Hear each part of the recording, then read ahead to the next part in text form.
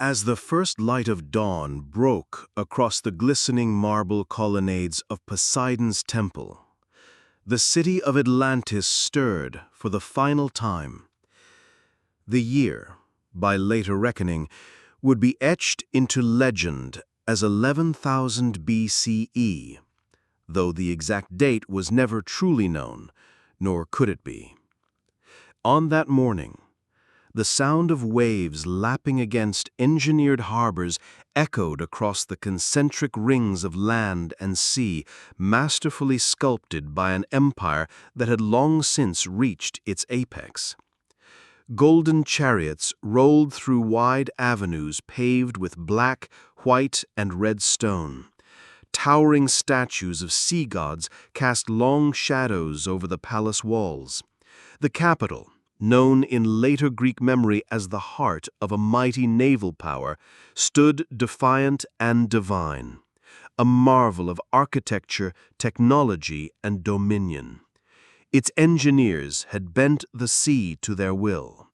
Its warriors had once thundered across the continents of ancient Earth. But beneath the beauty and splendor, the bedrock of Atlantis was cracking. Not just the land, but its political heart, its moral spine, and its geopolitical grasp. The civilization that once held the world's gaze now teetered on the edge of oblivion. Plato's account, drawn from Solon and told through dialogues like Timaeus and Critias, frames Atlantis not merely as myth, but as memory. A fabled adversary of Athens, a mighty imperial power corrupted by pride, and a civilization lost in a single day and night of misfortune. But this was no mere parable of hubris. To reconstruct Atlantis as a plausible historical entity, one must step into the twilight zone of deep antiquity, where oral tradition, archaeology, and tectonic fury intersect. This documentary does not seek to verify or debunk, rather, it reconstructs. It reanimates Atlantis through a military historical lens, a power structure rising to dominion, deploying its fleets, waging strategic conquest, expanding across the Western Mediterranean and beyond, only to collapse under the weight of its own ambition. This is not the Atlantis of fantasy. This is Atlantis reimagined as a geopolitical titan of the prehistoric world. In the centuries before its fall, Atlantis had consolidated control over multiple territories, from the western edge of Libya to the shores of Tyrrhenia. Its political structure was both theocratic and dynastic. A ruling line descended from Poseidon himself, divided into 10 principalities governed by brothers loyal to the central monarchy. Each ring of the capital city, alternating between land and water, reflected the Atlanteans' mastery of hydraulic engineering. Water was not merely a necessity, it was a symbol of divine authority and civic identity. Harbors brimmed with trading vessels and war galleys alike, while the outer districts maintained crop reserves and military barracks in a system that mirrored proto-city-state logistics seen thousands of years later in Sumer and Mycenae. This was not a society of isolated islands, but of naval projection, an early empire driven by maritime supremacy with military architecture designed for both external defense and internal dominance. But signs of decay had begun to emerge. The priesthood, once stewards of the moral order, now operated as tools of political control. The coastal vassal states, many absorbed by force, whispered rebellion. Resources grew strained by over-extraction and logistical overreach. And above all, the Atlanteans, once just and noble, had turned inward toward wealth, excess, and autocracy. Then came the tremors. Ancient tectonic activity across the mid-Atlantic ridge may have triggered the first signs of disaster. Historical simulations point to possible submarine earthquakes and volcanic disturbances, not unlike the later eruption of Thera that devastated Minoan Crete. But unlike localized eruptions, this was a continental-scale reckoning. Plato writes of a singular night of fire and flood, but the build-up, as history has often shown, would likely have taken months or even years. Failures in infrastructure, panic in the outer provinces, naval deployments redirected to secure internal revolts, political assassinations, trade routes interrupted, diplomats dispatched in desperation to stabilize alliances. The world of Atlantis did not end in silence. It descended into organized chaos. And amid that spiral, the last war began. As the days darkened over Atlantis, clouds did not only gather in the sky, but in the hearts of its rulers and across the outer dominions now stirred by revolt.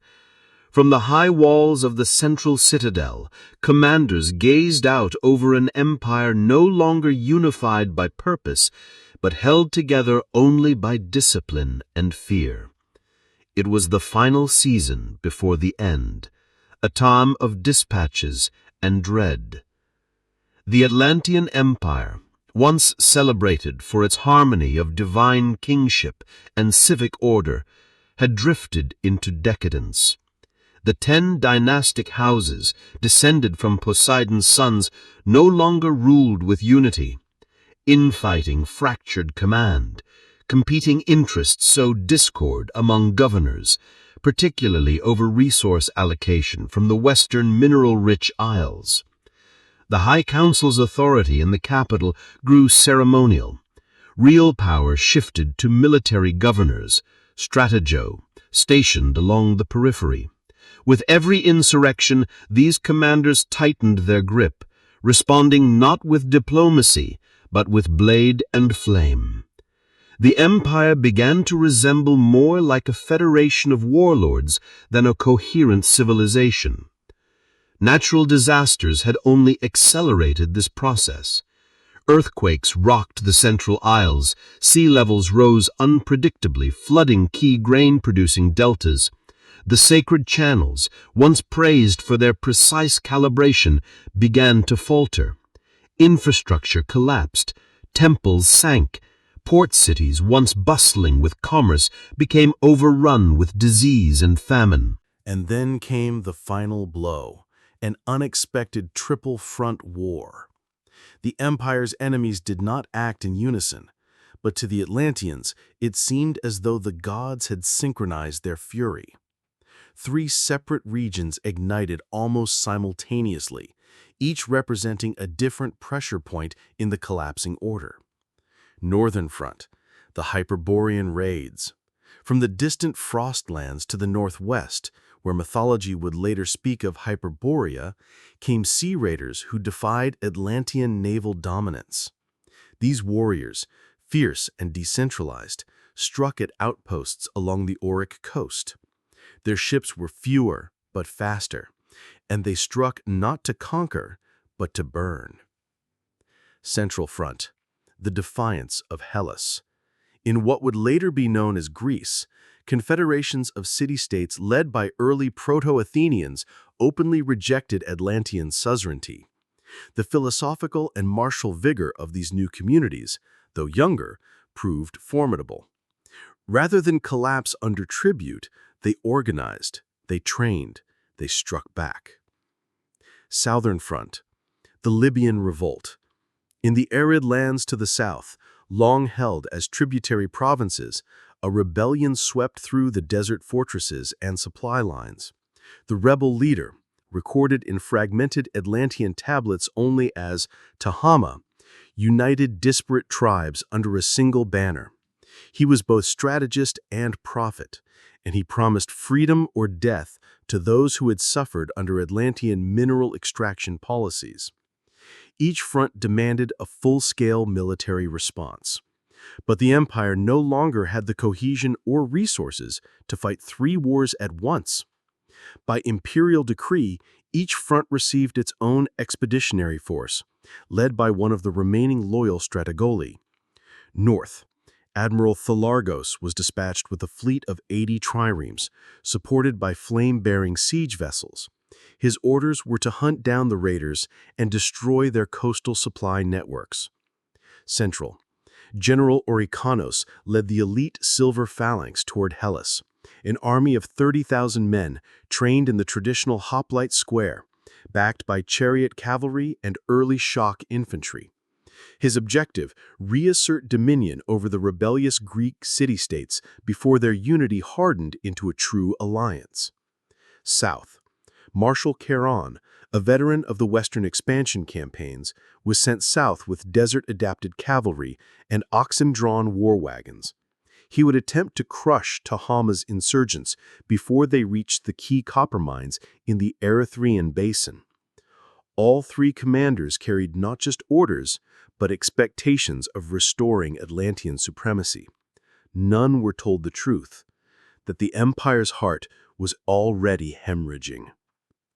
Commanded by Admiral Thalargos, the northern fleet departed from Port Nereis with 80 triremes and 5 auxiliary barges, their holds filled with incendiaries, known as sea fire, an early chemical weapon designed to burn upon contact with water. Their mission: eliminate the Hyperborean raiders harassing the gold-trading outposts of the Auric coast. Initial operations proved deceptive. Thalargos' forces found abandoned villages, smoldering ruins, and captured Atlantean flags desecrated on beaches. Yet no enemy army confronted them directly. The raiders struck by night, burned signal towers, and vanished into the forests. When the fleet ventured inland, it encountered swampy terrain that rendered cavalry ineffective and chariots immobile. In a decisive misstep, Thalargos ordered a scorched earth policy along suspected supply routes. The destruction of neutral coastal settlements drew condemnation even from loyalist enclaves.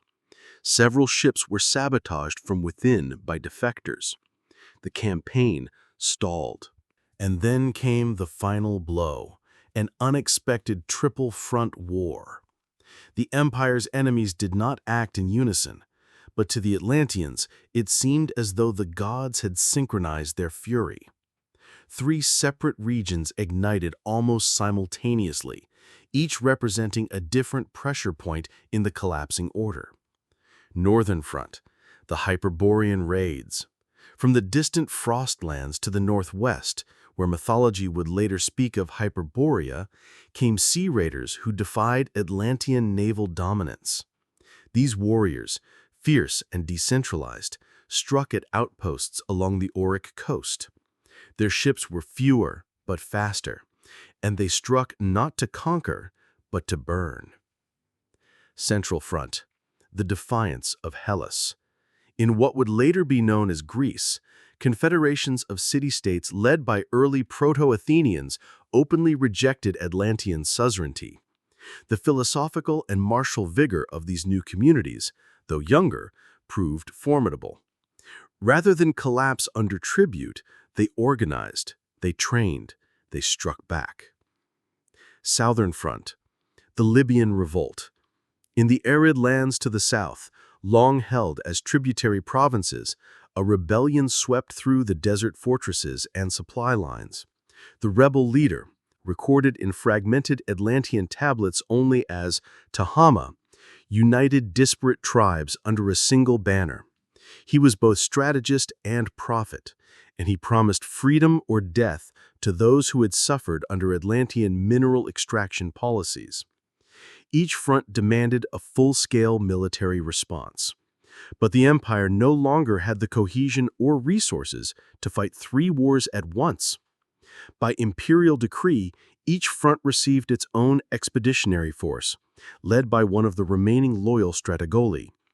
North, Admiral Thalargos was dispatched with a fleet of 80 triremes, supported by flame-bearing siege vessels. His orders were to hunt down the raiders and destroy their coastal supply networks. Central, General Orykanos led the elite silver phalanx toward Hellas, an army of 30,000 men trained in the traditional hoplite square, backed by chariot cavalry and early shock infantry. His objective, reassert dominion over the rebellious Greek city-states before their unity hardened into a true alliance. South. Marshal Charon, a veteran of the Western expansion campaigns, was sent south with desert-adapted cavalry and oxen-drawn war wagons. He would attempt to crush Tehama's insurgents before they reached the key copper mines in the Erythraean basin. All three commanders carried not just orders, but expectations of restoring Atlantean supremacy. None were told the truth, that the empire's heart was already hemorrhaging. Commanded by Admiral Thalargos, the northern fleet departed from Port Nereis with 80 triremes and 5 auxiliary barges, their holds filled with incendiaries, known as sea fire, an early chemical weapon designed to burn upon contact with water. Their mission? Eliminate the Hyperborean raiders harassing the gold-trading outposts of the Auric coast. Initial operations proved deceptive. Thalargos' forces found abandoned villages, smoldering ruins, and captured Atlantean flags desecrated on beaches. Yet no enemy army confronted them directly. The raiders struck by night, burned signal towers, and vanished into the forests. When the fleet ventured inland, it encountered swampy terrain that rendered cavalry ineffective and chariots immobile. In a decisive misstep, Thalargos ordered a scorched earth policy along suspected supply routes. The destruction of neutral coastal settlements drew condemnation even from loyalist enclaves. Several ships were sabotaged from within by defectors. The campaign stalled. In the final week of the Northern Theater, the Admiral's flagship, Eye of Helion, was lost in a sudden storm. Only fragments of wreckage returned. Thalargos was presumed dead. Command in the north disintegrated. The campaign was over without a battle, defeated by terrain, climate, and asymmetric resistance. To the east, General Orykanos advanced into the Hellenic peninsula with precision and force.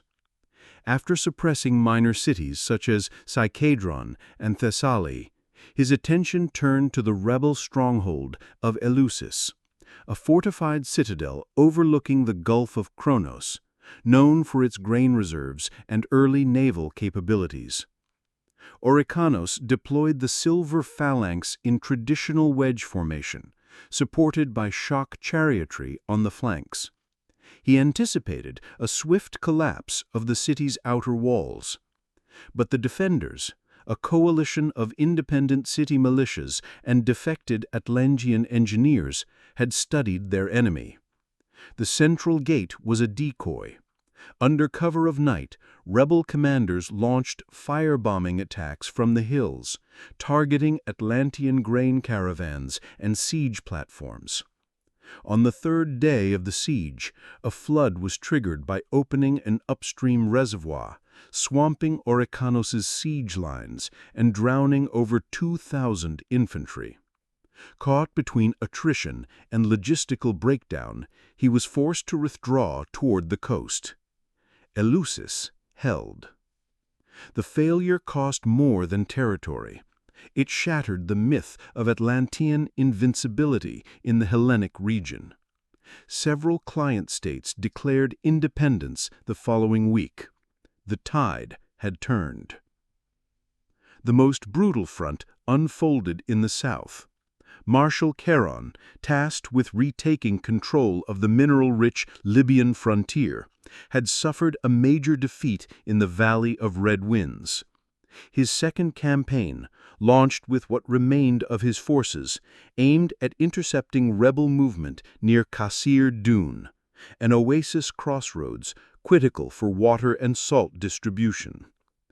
Charon positioned his troops in a traditional crescent ambush, banking on aerial scouts reporting Tehama's position within 48 hours. But the rebels had captured those scouts. Fed disinformation, Charon, launched his offensive 2 days too early. Tehama, anticipating the move, had already encircled the dunes with light cavalry, concealed in shifting sands. As the Atlanteans advanced, their flanks were harried by mounted archers.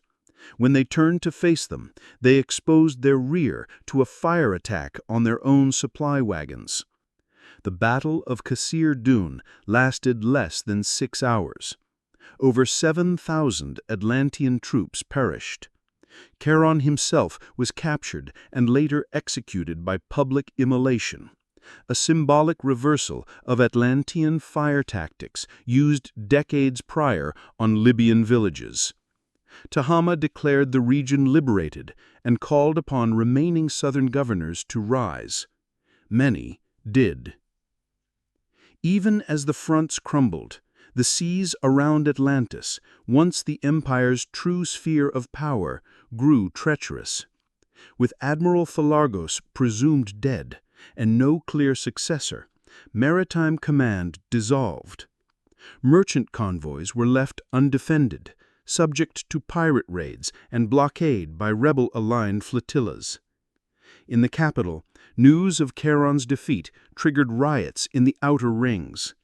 The priesthood, attempting to rally divine legitimacy, conducted mass sacrifices at the Temple of Poseidon, but no omens came. Instead, a wave of political assassinations struck the inner court. 4 members of the Council of 10 were murdered in a single night. The central command structure began to disintegrate. Regional governors, once loyal, now declared autonomy or vanished entirely. Atlantis was not yet dead, but its limbs were no longer responding to the mind.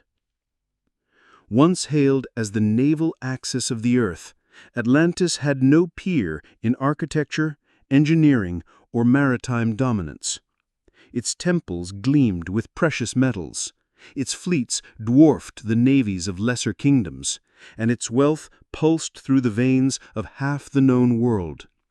Yet as fire consumed desert outposts and storm tides drowned supply ships, the truth became inescapable. Atlantis was not defeated by enemies alone. It was destroyed by the flaws embedded in its very foundation.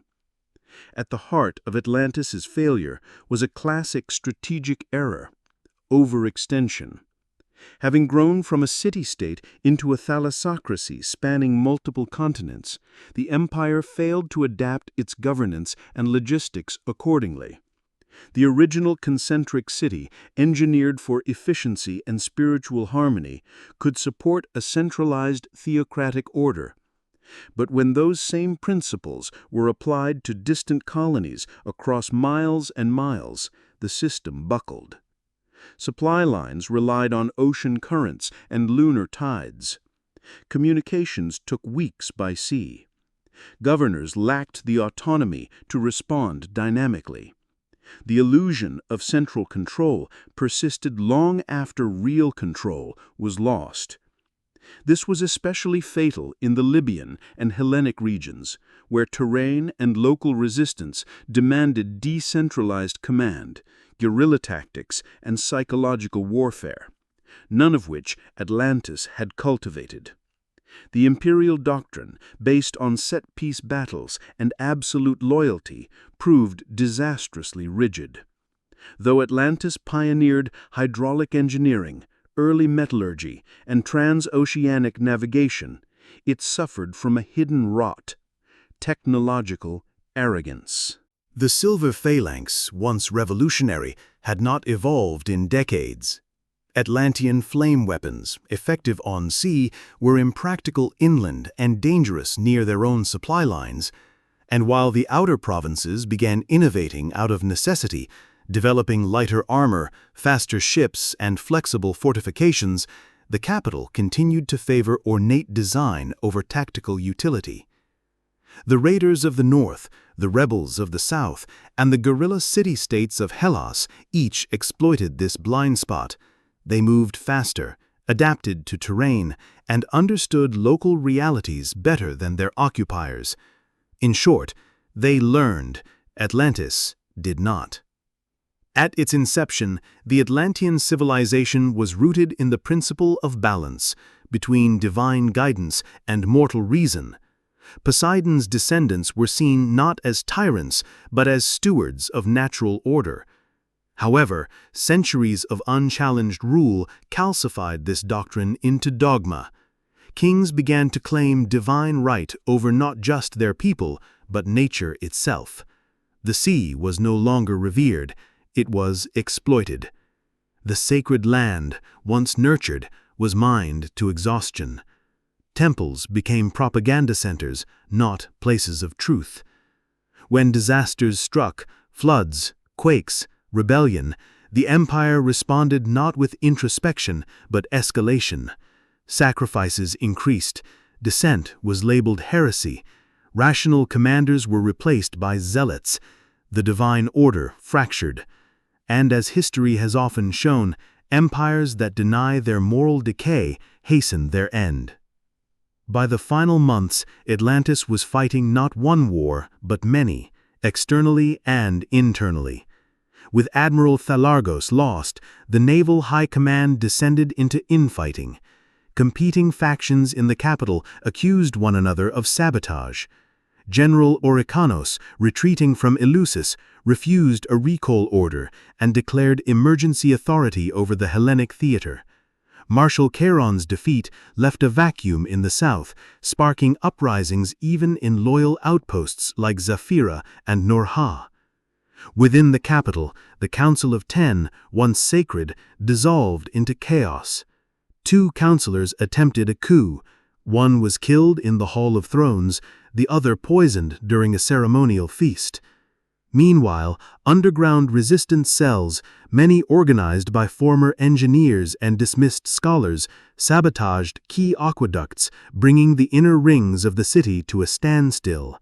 This was not merely political fragmentation, it was a spiritual implosion. The myth of Atlantis's unity had become a corpse propped up by ritual and denial. While the collapse was rooted in strategy, the final death blow may have come from the Earth itself. Geological reconstructions and comparative studies with later disasters, such as Thera and Helike, suggest that the Atlantean heartland may have sat atop a volatile subduction zone, vulnerable to tectonic shifts and submarine eruptions. Reports from scattered survivors mention rising seas, columns of fire in the ocean, and the earth roaring from below. If Atlantis's harbors were engineered below sea level, protected by levees and stone dams, then a tectonic displacement could have overwhelmed these defenses in minutes. Contrary to legend, the capital may not have been swallowed in a single night, but eroded over weeks by rising tides, poisoned wells, and collapsing landmasses. The final inundation, likely catalyzed by a tsunami or seafloor collapse, marked only the end of a long, visible dying. Atlantis was not struck down by gods, it was worn down by the weight of its own hubris until nature swept away the ruins. As the twilight bled into night over the Atlantean capital, a deep tremor echoed through the city's marble veins. The sacred rings, once the marvel of ancient engineering, groaned under unseen pressure.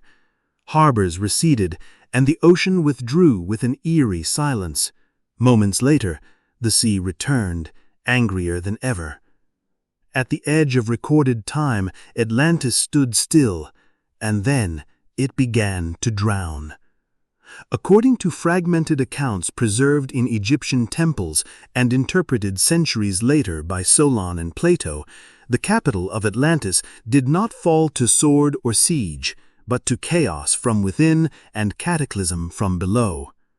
As the outer provinces fell silent, the capital became a fortress turned inward. Surviving members of the Council of Ten barricaded themselves within the Temple of Poseidon, invoking divine retribution on enemies both internal and external. Yet prayers were met only with tremors. Statues cracked, columns swayed. Torchlight flickered across faces no longer noble, but pale, desperate, broken. Outside, in the lower rings, riots ignited. Grain reserves were plundered. Engineers tasked with maintaining the seawalls fled or perished. The almost pristine aqueducts, symbol of Atlantean genius, now poured mud instead of water. Admiral Capharnes, hastily appointed to replace the fallen Thalargos, ordered the last remaining ships to be readied for mass evacuation. But it was too late. Docks had fractured. Waterways surged with unnatural speed. When the ocean finally broke through the concentric barriers, it roared like a living god. Not all perished. Merchant vessels, already en route to distant colonies, avoided the catastrophe. A few loyalists in the eastern frontier escaped by overland retreat, eventually assimilating into early Mediterranean or African civilizations. Some found sanctuary in the Nile Delta, bringing tales of a lost empire to the priesthood of Sais, where centuries later Solon would hear them. These survivors, builders, astronomers, physicians, carried with them fragments of their civilization, tools of impossible metallurgy, star maps with unknown constellations, knowledge of ocean currents and planetary cycles. Over generations, their descendants faded into the societies around them, but their knowledge left fingerprints, appearing mysteriously in cultures otherwise too early to possess it. It would take over 9,000 years before the name Atlantis surfaced again, spoken by a Greek philosopher in the 4th century BCE. In Timaeus and Critias, Plato described a civilization that had fallen not by the will of gods, but by the corruption of its soul. Modern historians have long debated whether Plato's story was a parable, a myth, or a veiled memory of a real prehistory. Yet, buried beneath centuries of embellishment and philosophical metaphor, something echoes with the sharpness of truth. An empire of immense power, brought low not by fate, but by failure. The legend endures because the warning endures. Atlantis, as described by Plato, is not just a city, it is a mirror. In archaeological remnants, possible echoes remain. In Minoan Crete, palatial structures mimic Atlantean water channel designs. In Egyptian cosmology, tales of a primordial land lost to the sea predate Greek contact. In South American lore, Incan myths speak of wise seafarers who vanished in fire and water. Even in early Sumerian tablets, fragments exist of sea kings from the west, who arrived bearing celestial charts and bronze instruments unknown to the local culture. These are not proof, but resonance. Atlantis may not survive in stone, but it survives in memory, scattered across mythologies, encoded in symbols, and echoed in every cautionary tale of empire, excess, and pride. In the final hours, the inner sanctum of Atlantis stood isolated. As waters surged through the central plaza, the high temple's bronze doors burst open. Fire met sea. Columns collapsed into whirlpools. Statues fell with the shriek of twisting stone. The trident symbol of empire was last seen cast into the rising tide, a futile offering to gods long silent. In one night and day, as Plato later wrote, the island of Atlantis disappeared beneath the ocean. Yet the civilization did not truly die, for even as its temples fell and its kings drowned, the ideas of Atlantis, its warnings, its arrogance, its brilliance, were seeded into the world that came after.